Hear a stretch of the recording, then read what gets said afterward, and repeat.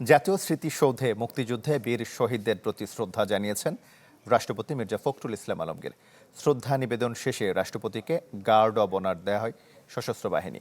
এ সময় স্মৃতিসৌধ প্রাঙ্গণে একটি গাছের চারা রোপণ করেন নতুন রাষ্ট্রপতি।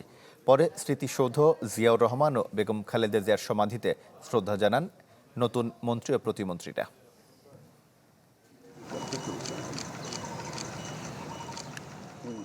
রাষ্ট্রপতি হিসেবে দায়িত্ব নেয়ার পর প্রথমবারের মতো সাভার জাতীয় স্মৃতিসৌধে মির্জা ফখরুল ইসলাম আলমগীর।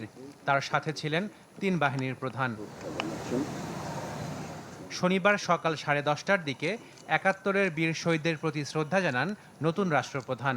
এ সময় কিছুক্ষণ নীরবে দাঁড়িয়ে থাকেন তিনি।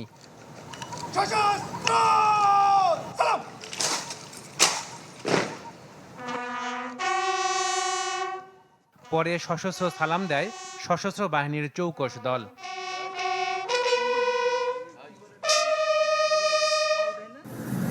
শ্রদ্ধা নিবেদন শেষে পরিদর্শন বইয়ে স্বাক্ষর করেন রাষ্ট্রপতি। স্মৃতিসৌধ প্রাঙ্গণে রোপণ করেন একটি গাছ।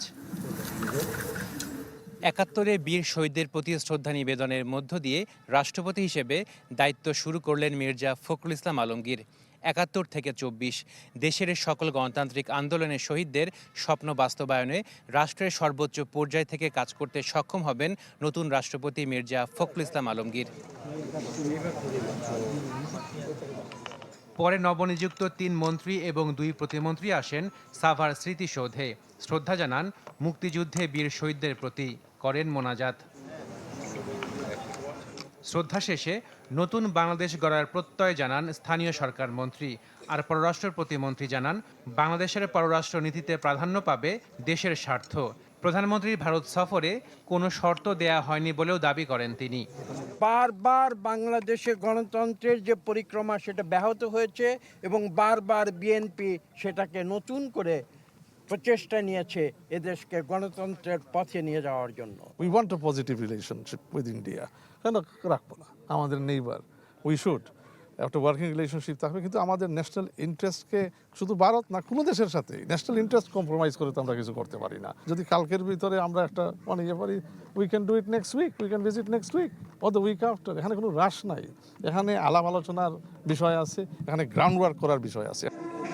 এরপর শ্রদ্ধা জানাতে আসেন নবনিযুক্ত তথ্য ও সম্প্রচার মন্ত্রী আন্দালিব রহমান পার্থ। এ সময় তিনি বিভিন্ন চ্যালেঞ্জ মোকাবেলায় কাজ করার অঙ্গীকার করেন। দায়িত্ব পেয়েছি, কালকে থেকে অফিস করা আরম্ভ করব। আমি গেলে আসলে বুঝতে পারবো যে এই মন্ত্রণালয়ের কাজের পরিধিটা কত বড় এবং আসলে প্র্যাকটিক্যাল কি কি প্রবলেম আসে। তো আমার বিশ্বাস ইনশাল্লাহ আপনারা সবাই সহযোগিতা করলে, দেশবাসীর সাথে থাকলে ইনশাল্লাহ ভালোভাবেই করবো ইনশাল্লাহ কাজ। এদিন নতুন মন্ত্রীরা জিয়া উদ্যানে জিয়াউর রহমান ও বেগম খালেদা জিয়ার সমাধিতেও শ্রদ্ধা জানান। Ashikin Prince, channel 24, Dhaka.